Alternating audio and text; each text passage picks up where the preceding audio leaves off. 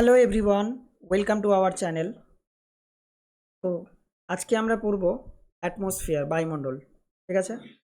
তো প্রথমে আমরা পড়ব অ্যাটমসফিয়ারের কম্পোজিশন। মানে কম্পোজিশন বলতে অ্যাটমসফিয়ারের মধ্যে আমরা কি কি গ্যাস দেখতে পাই। কম্পোজিশন দিয়ে শুরু করব অ্যাটমসফিয়ারের। তো অ্যাটমসফিয়ারের কম্পোজিশনে আমরা প্রধানত তিনটা জিনিস দেখতে পাবো। এক নাম্বার হচ্ছে বিভিন্ন গ্যাস, দুই নাম্বার হচ্ছে ওয়াটার ভ্যাপর, যেটাকে আমরা কি বলি, জলীয় বাষ্প বলি। আর তিন নাম্বার আমরা কি দেখতে পাই, ডাস্ট পার্টিকেল, ধূলিকণা যেটা। তো কম্পোজিশনের মধ্যে আমরা প্রধানত চারটা গ্যাস দেখতে পাই। একটা নাইট্রোজেন, দুই নাম্বার হচ্ছে অক্সিজেন, তিন নাম্বার হচ্ছে আর্গন, চার নাম্বার হচ্ছে কার্বন ডাইঅক্সাইড।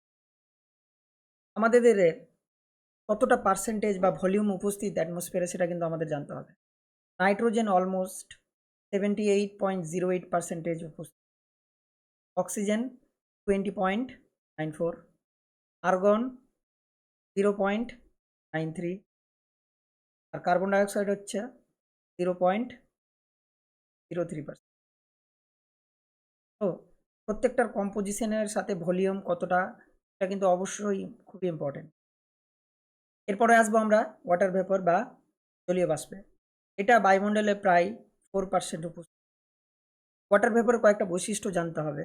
সেটা হচ্ছে আমরা জলীয় বাষ্প সবচেয়ে বেশি কিন্তু আমরা ইকুয়েটর অঞ্চল বা নিরক্ষীয় অঞ্চলে সবচেয়ে বেশি দেখতে পাই, আর সবচেয়ে কম আমরা পোলার অঞ্চলে দেখতে পাই। কারণ যেহেতু পোলার অঞ্চলে সূর্যরশ্মি তির্যকভাবে পড়ে, তাই এখানে কিন্তু মিনিমাম আমরা জলীয় বাষ্প দেখতে পাই, আর ইকুয়েটরে কি ম্যাক্সিমাম জলীয় বাষ্প দেখতে পাই। আর একটা জিনিস যেটা বেঁচে থাকলো, ডাস্ট পার্টিকেল। ডাস্ট পার্টিকেল বলতে ধূলিকণা। ধূলিকণার একটা বিশেষ কাজ আমরা দেখতে পাই, যেটা স্ক্যাটারিংয়ে সাহায্য করে। স্ক্যাটারিং বলতে সূর্যরশ্মি ধূলিকণার উপরে পড়ে এইভাবে, আর চারিদিকে ছিটিয়ে যায়, এটাকে আমরা কি বলবো, স্ক্যাটার। আর যেহেতু নীল রং সবচেয়ে বেশি স্ক্যাটার হয়, তাই কিন্তু আমরা স্কাই বা আকাশকে আমরা ব্লু কালারে দেখতে পাই। তো কম্পোজিশনের মধ্যে এইটুকুই আছে। এবার আসবো আমরা লেয়ার।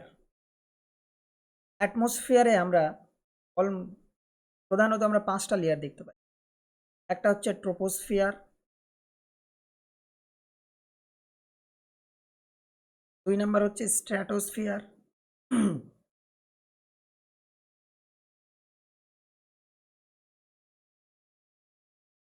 তিন নাম্বার হচ্ছে মেসোস্ফিয়ার,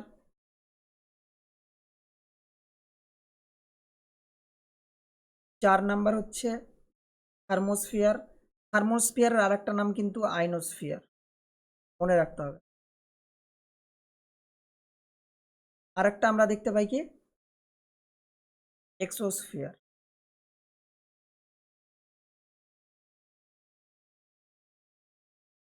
তো বায়ুমণ্ডলের কিছুটা বেসিক আজকে আমরা জানলাম। ধন্যবাদ।